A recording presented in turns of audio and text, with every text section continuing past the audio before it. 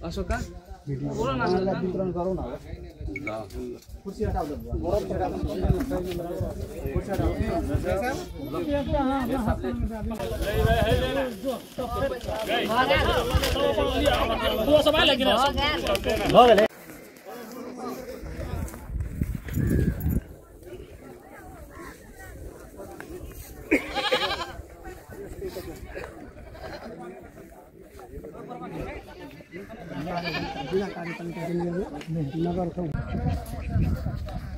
यो यता कसको हो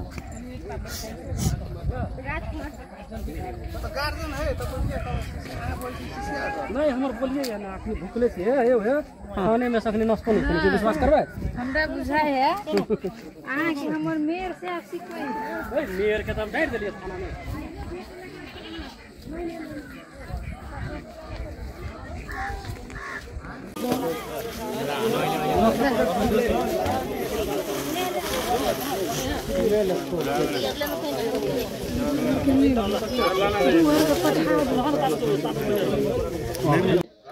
उसको करवा कुछ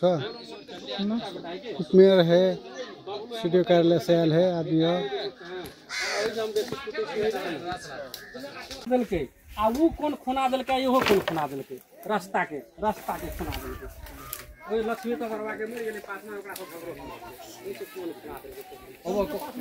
कता यताबाट जाने छ अनि गाडी उता छ यताबाट जाऊ सब टाढा पर्छ हागी सब यताबाट जाऊ मलाई टाढा पर्छ गाडी अहिले तपाईहरु आउनु भएको छ पीडित परिवारलाई राहत सामग्रीहरू उपलब्ध गराउनु भएको छ के राहत सामग्री दिनु भयो सबभन्दा पहिला नमस्कार आज हामीहरु राहतमा दैनिकी खाने कुराहरू दाल चामल आलु प्याज खानेकुरा दैनिकी खानेकुराको सबै सामग्रीहरू आज उपलब्ध गराए हामीहरू अनि यो आवासको लागि हामीहरू बोर्डमा छलफल गरेर के कसरी गर्नुपर्छ भने हामीहरू बल्कि अगाडि बढाउँछौँ अब ठीक छ